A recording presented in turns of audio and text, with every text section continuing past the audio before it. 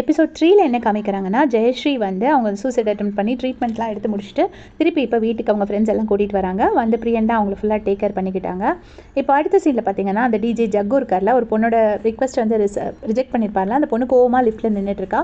கரெக்டாக இவரும் அதே லிஃப்ட்டில் வராரு. வந்துட்டு சாரி கேட்குறாரு. உங்கள் ஒரு ஆளோட ரிக்வஸ்ட் நான் நிறைவேற்றினேன்னா எல்லாரோட ரிக்வஸ்ட்டும் நிறைவேற்றணும். அப்புறம் வந்து அந்த மொத்தமாக பிளேலிஸ்ட்டே ஸ்பாயில் ஆகிடும். அதனால தான் அப்படி இப்படின்னு சொல்லி ஐஸ் வைக்கிறாரு. உடனே அந்த பொண்ணு அப்படியே மடங்கிடுறா. உடனே என்கிட்ட ஒரு ஸ்பெஷல் பிளேலிஸ்ட் இருக்குது, உங்களுக்கு வேணால் நான் ஷேர் பண்ணுறேன், உங்கள் நம்பர் கொடுங்கன்னு கேட்டோன்னே அந்த பொண்ணு நம்பர் கொடுத்துட்றா. அதுக்கப்புறமா பார்த்தீங்கன்னா, இங்கே சித்தார்த்துக்கு அவங்க அம்மா வந்து அட்வைஸ் பண்ணியிருப்பாங்கல்ல, நீ வந்து ஹரிணி பின்னாடியே சுற்றினா உன் பின்னாடி வரமாட்டாடா, நீ அவளை வந்து இக்னோர் பண்ணு, அப்போ தான் வந்து அவள் உன் பின்னாடி சுற்றுவா அப்படின்னு சொல்லி ஐடியா கொடுத்துருப்பாங்க. ஸோ அது ஃபாலோ பண்ணுறதுக்காக சித்தார்த் என்ன பண்ணுறாருனா, ஹரிணிக்கே ஸ்டீஃபன் ஒருத்தர் லீவ் எடுத்துகிட்டு போயிருப்பார்ல, ஹரிணியை வச்சு அவரோட ஒர்க் எல்லாத்தையுமே வந்து ஹரிணி தலையில் கட்டிடுவார். இதனால் ஹரிணிக்கு செம்ம கோவம் வரும்.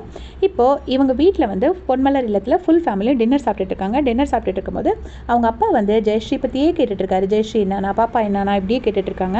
அப்போ வந்து இவங்க என்ன சொல்கிறாங்கன்னா, சரி பாப்பாவுக்கு ஃபோன் பண்ணி கேளு, அவள் என்ன பண்ணுறா எப்படி இருக்கான்னு கேளு அப்படின்னு சொல்லிட்டு அந்த இடத்த விட்டு போயிடுறாரு. இவங்க எல்லோரும் ஃபோன் பண்ணுறாங்க. ஜெயஸ்ரீயும் வந்து ஒரு மாதிரி பட்டும் படாமலும் தொட்டு தொடாத மாதிரி ரிப்ளை பண்ணுறாங்க. ஏன்னா அவங்களுக்கு ஆல்ரெடி கழுத்துலலாம் அந்த மார்க்கெல்லாம் இருக்குது. இன்னும் அந்த ட்ராமா விட்டு அவங்க வெளியே வரல.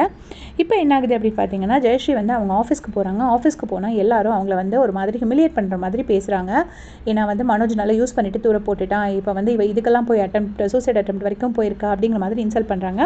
இதனால ஜெயஸ்ரீக்கு ரொம்பவே அப்செட் ஆகுது. நேராக போயிட்டு என்ன பண்ணிடுறாங்கன்னா, பேப்பர் போட்டுடுறாங்க. மேனேஜர் ரூமுக்கு போயிட்டு நான் ரிசைன் பண்ணுறேன் சார், எனக்கு ஒரு பிரேக் வேணும்னு நினைக்கிறேன் அப்படின்னு சொல்லி அந்த இடத்த விட்டு கிளம்பிடுறாங்க. அங்கே கட் பண்ணால் அஸ்வினும் மீராவும் வந்து கிரிக்கெட் விளையாடுறாங்கல்ல, அவங்களுக்கு வந்து பூனே டீமுக்கு செலக்ட் பண்ணியிருக்காங்க. Boys and girls team select பண்ணியிருக்காங்க. அதில் கேர்ள்ஸ் டீமில் மீரா செலக்ட் ஆயிருக்காங்க, ஆனால் பாய்ஸ் டீமில் அஸ்வின் செலக்ட் ஆகலை. இதனால அஸ்வின் ரொம்ப அப்செட் ஆகிட்டு, நீ செலக்ட் ஆன உடனே நீ போகிறதுக்கு ரெடியாக இருக்க, இதே வந்து நான் செலக்ட் ஆகி நீ செலக்ட் ஆகலைன்னா நான் போயிருக்கவே மாட்டேன், உனக்காக சண்டை போட்டிருப்பேன் அப்படி இப்படின்னு சொல்கிறாரு. இதை கேட்டுட்டு மீராவும் போயிட்டு கோச் கிட்ட சொல்கிறாங்க, அஸ்வின் வந்தால் மட்டும்தான் எங்கள் வீட்டில் என்ன அனுப்புவாங்க, இல்லைனா நானும் வரல அப்படின்னு சொல்கிறாங்க. இதை கேட்டுட்டு அந்த கோச்சும் மீராக்காக அஸ்வினை ஒரு சப்ஸ்டியூட்டாக கூட்டிகிட்டு போகிறதுக்கு ஒத்துக்கிறாரு. ஸோ 2 பேரும் ஹாப்பியாக அங்கேருந்து போயிடுறாங்க.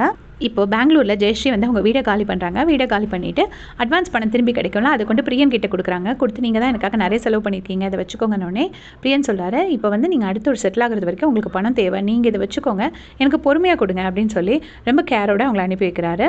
இங்கே பார்த்தீங்கன்னா சித்தார்த் வந்து என்ன பண்ணுறாருன்னா, திரும்பவும் ஹரிணியை வலிக்கு கொண்டு வரதுக்கு வேண்டி ஹரிணி டெய்லி ஆஃபீஸ்க்கு லேட்டாக வராங்கன்னு சொல்லிட்டு அவங்களுக்கு ஒரு மெமோ கொடுக்குறாங்க. அதுவும் அவங்க அம்மாவோட அட்வைஸ் பேரில் தான் கொடுக்குறாங்க. அப்படியாச்சும் ஹரிணி வலிக்கு வராங்களான்னு பார்ப்போம். இதெல்லாம் பார்த்துட்டு ஹரிணி ரொம்பவே இரிட்டேட் ஆகுறாங்க.